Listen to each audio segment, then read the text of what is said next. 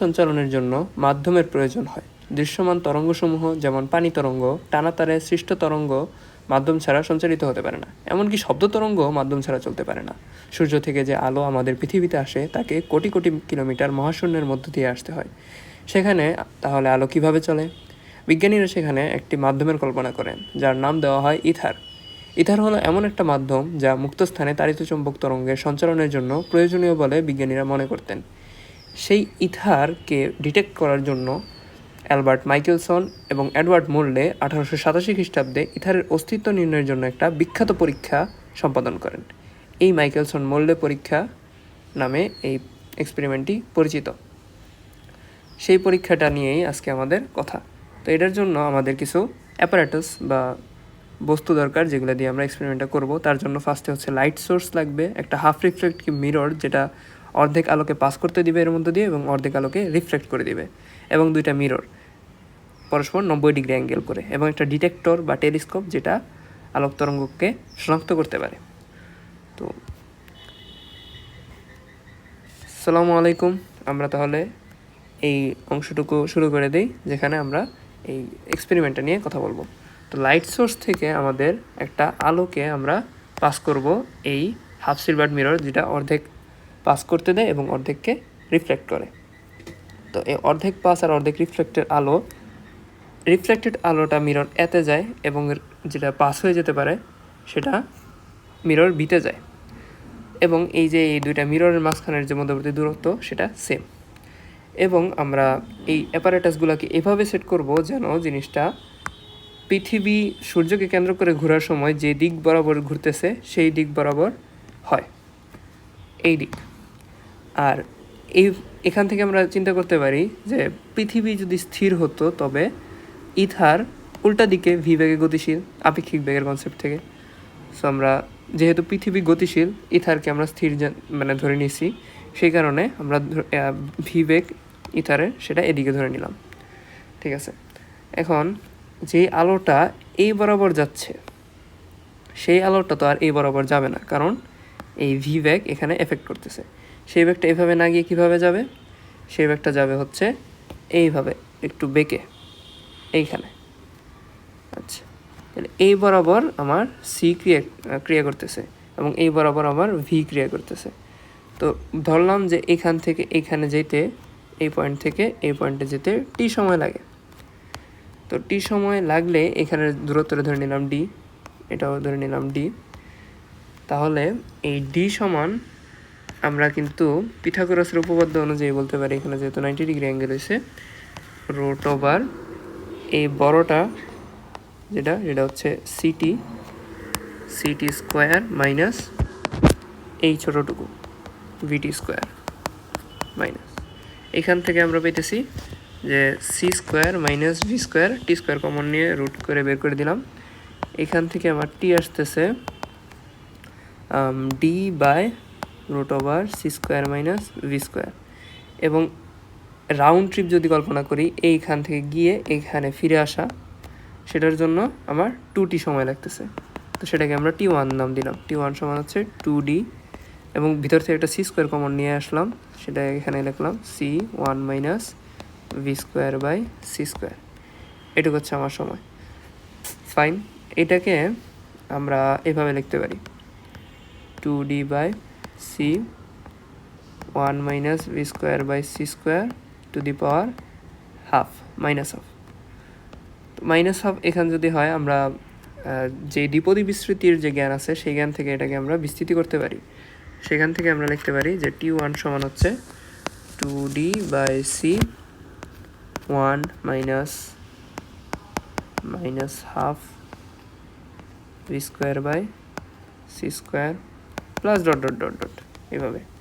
তো এখান থেকে আসতেছে হচ্ছে 2d by C into 1 plus V square by 2c, এরকম আর কি।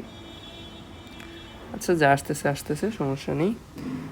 আর এইখানে এই পয়েন্ট থেকে আলো মিরর বিতে গেল এবং মিরর বিতে গিয়ে ফেরত আসলো, এখান থেকে সে 2d দূরত্ব অতিক্রম করলো, রাইট।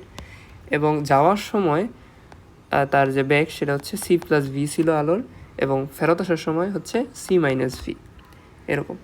তো দুইটা টাইম আলাদা আলাদা, রাইট। তো তাহলে T1 prime plus T2 prime এটা মিলে হচ্ছে T2। তো যাওয়ার সময় আমার দূরত্ব ছিল D এবং ব্যাক ছিল হচ্ছে C প্লাস V এবং আসার সময় হচ্ছে D by C minus V। এখান থেকে আমরা D কমন নিলাম, আর নিচে হচ্ছে C square minus V square, আর উপরে হচ্ছে C minus V plus C plus V। So হচ্ছে এটা চলে গেল। এখানে উপরে রইল হচ্ছে D আর 2C, এখানে C square minus V square. তো আমরা যদি C স্কোয়ার দিয়ে ভাগ করে দিই তাহলে এই C চলে গেল,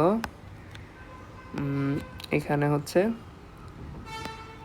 C স্কোয়ার দিয়ে ভাগ কমন নিলাম আর কি, এখানে একটা C আছে, 1 minus V square by C square, 2D by C, 1 minus V square by C square inverse 1। তো আমরা বাইনোমিয়াল এক্সপেনশন থেকে এরকম একটা কিছু জানি যে 1 minus x two the power minus 1, যেখানে এক্স হচ্ছে লেস দেন 1, এটার জন্য এরকম হয় 1 plus x plus x square plus dot dot dot এরকম। তো সেখান থেকে আমরা এটা লিখতে পারি যে 2D by C 1 plus V square by C square plus dot dot dot. তো এই ডট ডট ডট জিনিসগুলোকে আমরা বাদ দিয়ে দিতেছি, দেখো এইখানেও বাদ দিছি, এইখানেও বাদ দিছি, কারণ কি V is much much less than C, তার মানে ভি স্কোয়ার করা হলে তাকে যখন সি স্কোয়ার দিয়ে ভাগ করা হয় সেটা অলমোস্ট জিরো হয়ে যায়, সো এটা বাদ দিয়ে দেওয়া যায়। এইখান থেকে আমরা কি পাইলাম, তাই T2 সমান হচ্ছে 2D by C into 1 plus V square by C square. তো দেখো তো এখানে আসছে হচ্ছে T1 সমান 2D by C into 1 plus V square by 2C, আর এখানে হচ্ছে V square by C square. আচ্ছা ওয়েট, এখানে তো একটা সি স্কোয়ার ছিল না, তো এইখানে একটা 2 আছে আর এখানে 2টা নাই। তো আমরা যদি তুলনা করি এই T1 আর T2 এর মধ্যে কে ছোট, আচ্ছা এখানে 2 দিয়ে ভাগ করা হইতেছে, তার মানে এই জিনিসটা কম যোগ হচ্ছে, আর এটার মধ্যে 2 দিয়ে ভাগ করা হচ্ছে না, তাহলে এটা বেশি যোগ হচ্ছে, তার মানে T2টা বেশি। That means T2 is greater than T1। তাহলে ডেলটিটা নির্ণয় করি আমরা। ডেলটি সমান হচ্ছে T2 minus T1 which is 2D by C common যাবে, 1 plus V square by C square minus 1 minus V square by 2C square, এরকমই ছিল না, 1 মাইনাস আর, তো এটা চলে গেল, এটা চলে গেল, 2D by C V square by C square common নিয়ে নিলাম, এখানে হচ্ছে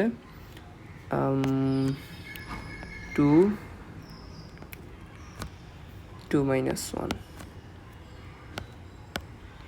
that means half। তো এই 2 এর সাথে কাটাকাটি, d v square by C cube, এটা হচ্ছে ডেলটি পরিমাণ। ফাইন, এখন যদি আমরা এই জিনিসটার সাথে সি গুণ করি, তার মানে সি ইন্টু ডেলটি, এটা দিয়ে আমরা আসলে পথ পার্থক্য দ্যাট মিনস এন ল্যামডা, মানে জাস্ট আপাতত পথ পার্থক্যই বললাম, এটা হচ্ছে D V square by C square, এই জিনিসটা হচ্ছে আমার পথ পার্থক্য। এইবার আমরা এই পুরা অ্যাপারেটাসটাকে, একদম এই পুরা অ্যাপারেটাস যা আছে সেই জিনিসটাকে আমরা কী করব, একদম 90 ডিগ্রি অ্যাঙ্গেলে ঘুরাই দিব। তখন কি হবে, এটাকে আমরা যদি 90 ডিগ্রি অ্যাঙ্গেলে ঘুরাই দিই তাহলে কেমন দেখা যায় জিনিসটা দেখি।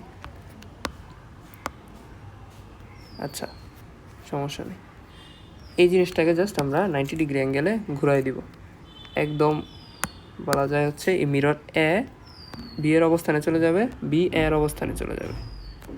আচ্ছা যা আছে থাক, সমস্যা নেই।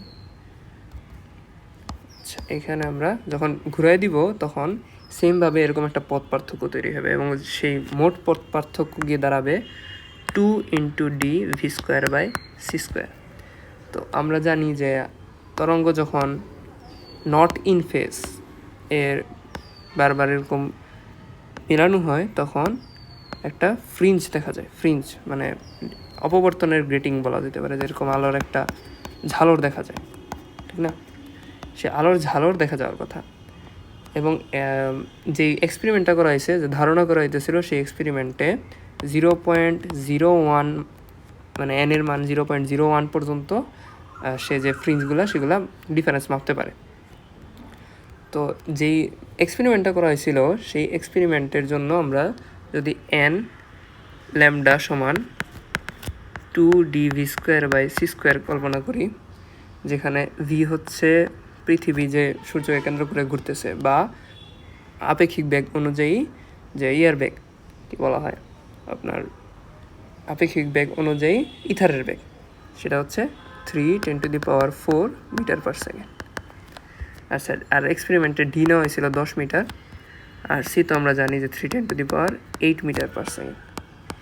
এই সবগুলো যদি বসায় দেওয়া হয় এবং যে ল্যামডা, সেই ল্যামডা নেওয়া হয়েছিল হচ্ছে 500 ন্যানোমিটার। এটা বসায় দেওয়ার পরে এন এর মান আসে হচ্ছে 0.4। তো মাইকেলসন মূল্যে ধারণা করছিল যে যন্ত্র ব্যবহার করতেছি সেটার মধ্যে তো 0.1 পর্যন্ত ডোরা অপসারণ পরিমাপ করার কথা, কিন্তু সেই পরীক্ষার মধ্যে আনফর্চুনেটলি অথবা সারপ্রাইজিংলি পরীক্ষায় তারা কোনো ডোরা অপসারণ মাপতে সক্ষম হননি, অর্থাৎ ব্যতিচার ডোরার কোনো অপসারণই ঘটে নাই। মানে আলো এখানে থাকার কথা, তো 0.2 এর জন্য মানে রাইট অ্যাঙ্গেল ঘোরানোর আগে আলো এখানে থাকবে, দেন সরে গেলে এই পাশে চলে আসবে।